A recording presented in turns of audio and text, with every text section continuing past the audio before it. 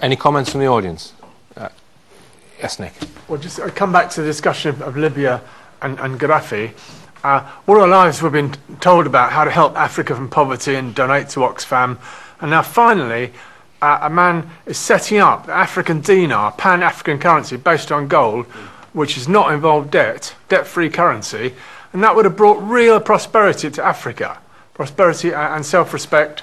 And Libya was the most affluent nation in Africa. The main African industries were located in Libya. And if he'd been allowed to go on, I think real prosperity would have come to Africa, but also self-respect and independence. Yeah. So the big multinationals wouldn't have been able to continue plundering it. Right. And I think that's why Gaddafi had to be smashed. Yeah, I think you're absolutely right. Yeah. And the war crimes that have been committed by NATO are horrendous. I mean, at the very least, it's well documented that Gaddafi had invested literally billions of Libya's own money. It wasn't borrowed. This is another issue, of course, that Gaddafi was outside of the control of the global financiers. You know, the countries that are labelled as the axis of evil, Venezuela, Cuba, Libya, formerly Iraq, Iran, North Korea, these countries all have one thing in common. They're outside of the control of the World Bank. They're free of debt from the World Bank. And Gaddafi was using Libya's own money to establish this incredible aquifer system, using the deep underground ancient aquifers of fresh waters, bringing it to the surface and piping it into areas of Libya that were effectively turning the desert into arable farmland. NATO not only destroyed this pipeline, they then went and bombed the factory that produced the conduit to repair the pipeline. This irrigation system as well, the way that it's portrayed in the Western media is some sort of huge, grand, Caesarian sort of gesture. Oh, I'm going to crazy Gaddafi putting all these pipes out here, you know, he's spending all this money and forcing people to do that. That's not what it is at all. Yeah. It's helping his people. I also heard, I mean, I'm not entirely sure if this is true, but I heard it and I hope it's true.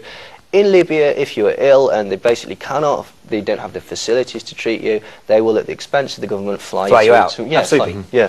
I mean, we've not really seen an in-depth interview with Gaddafi. Let's, you know, find out what his views really are. Well, you know. quite. I think he tried at the United Nations, and I think they walked out. Any other questions? You had one, madam?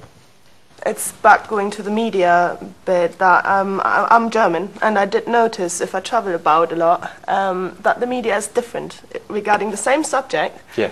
But in each country I go to, it will be a different background sub-story to it. I think a lot of that is because basically the journalists themselves, all they're doing is reading the script. Okay, they don't really have the time to... A good example of this, that journalists do not have the time to check, is wait till our next celebrity dies and wait till the false information that the journalist has got off Wikipedia comes out. Something ridiculous like Bob Holness played the saxophone on Baker Street, something ridiculous like that. They'll have got that from Wikipedia, right? And they've not checked it, because a lot of the time they haven't got the time, and a lot of the time they haven't really got the interest.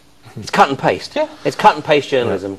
Yeah. And what gets me quite often is simultaneous front page news stories in 5 or 6 of the papers at the same time. You know, you just when you compare all of them, there has to be collusion. Of course, like, you know, where do you?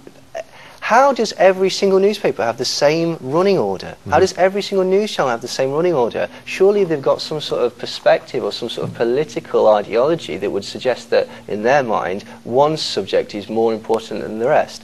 When it boils down to it, I think there's about 5 companies in the world that own 95% of the media. Now, let's just come on to some of the agendas, because we've tried to... Well, we can talk more about the global elite in part 3, but I've made a little list here of what that I hear the agendas may be. First is that they are trying to depopulate the planet. They are trying to build, or America is trying to build, a military empire across the entire world to control it. They're trying to take everyone's wealth through a corrupt banking system. Would you care to comment on any of that, Ian?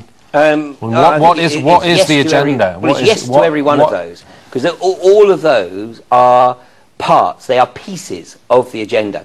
The ultimate agenda of what is loosely termed, and we hear the phrase bandied about more and more, of course, George Bush Sr., George Bush Jr., not so much Tony Blair, he only mentioned it a couple of times, but Gordon Brown, it used to roll off his tongue all the time, New World Order. The New World Order has nothing at all to do with a political government.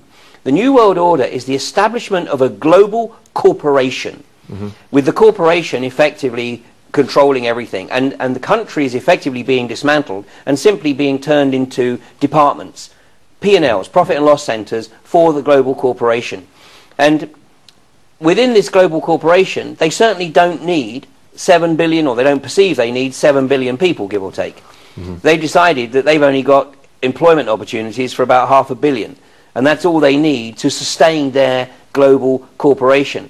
So, in terms of fleecing the planet, that's exactly what they're doing. They are effectively raping and pillaging the natural and accumulated wealth of the planet.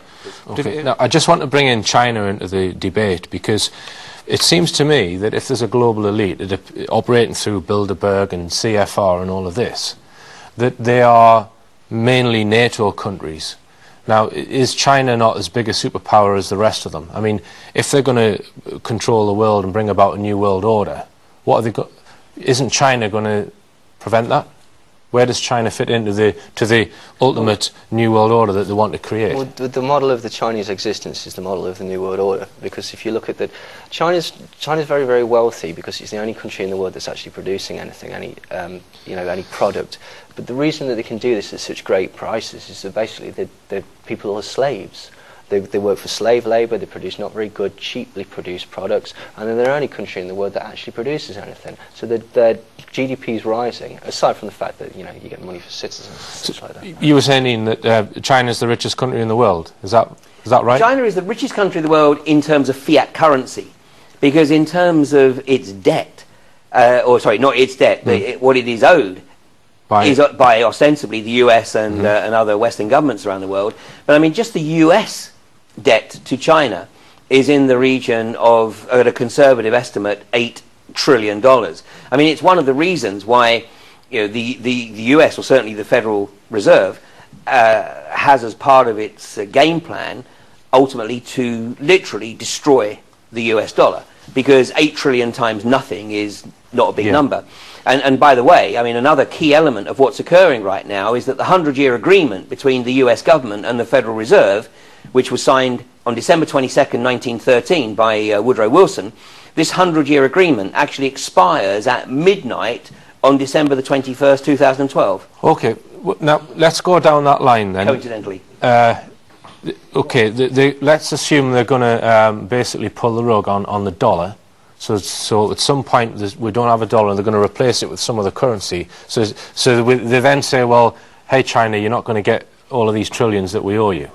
You think that could happen? Oh, well, absolutely. China knows this. I mean, right now, if you're a gambler, you can buy US debt from China at about 10 cents on the dollar. I mean, if you give them gold, they'll take your gold at 10 cents on the dollar, because they'd rather have the hard than the fiat. So what's going to happen? Well, potentially, China just decides that it's going to recoup its losses militarily. So we were talking earlier, you think that could trigger World War III, Neil, you mentioned that's one of the things about Libya as well, it's interrupting China's supply of oil, China's supply of gas, and things like that, food as well.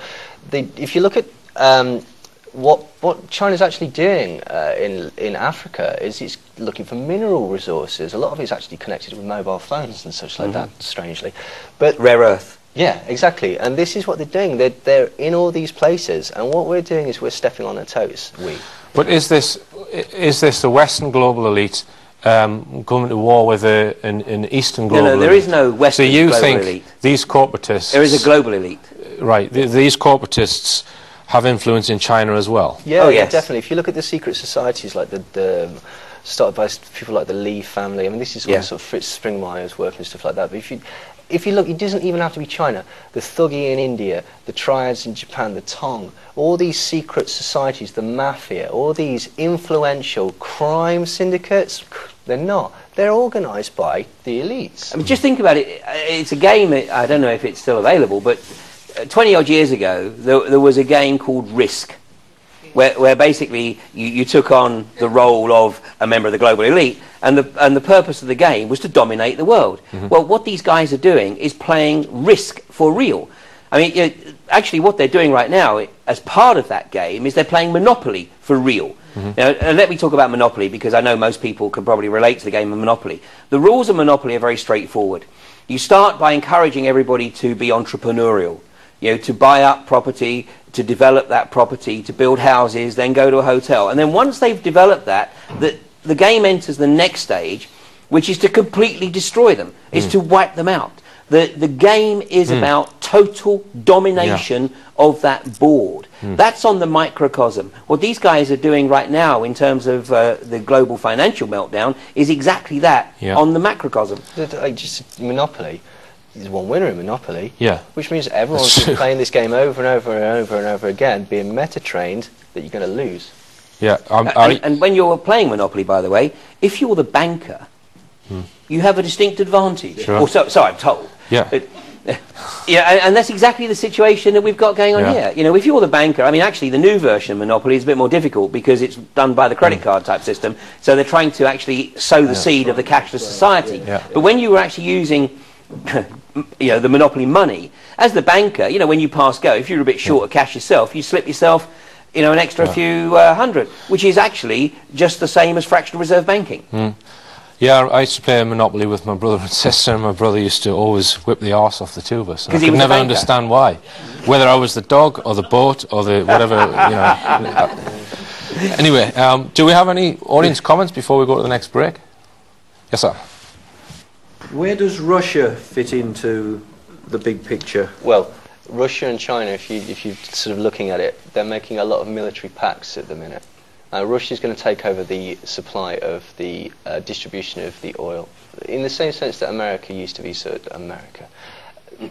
in the same sense that America used to be the oil barons of the world. Russia are going to become the oil barons of the world, and you'll notice that they're killing off any governments that might stand in their way. I'm thinking distinctly of Poland, and don't get a plane to Russia.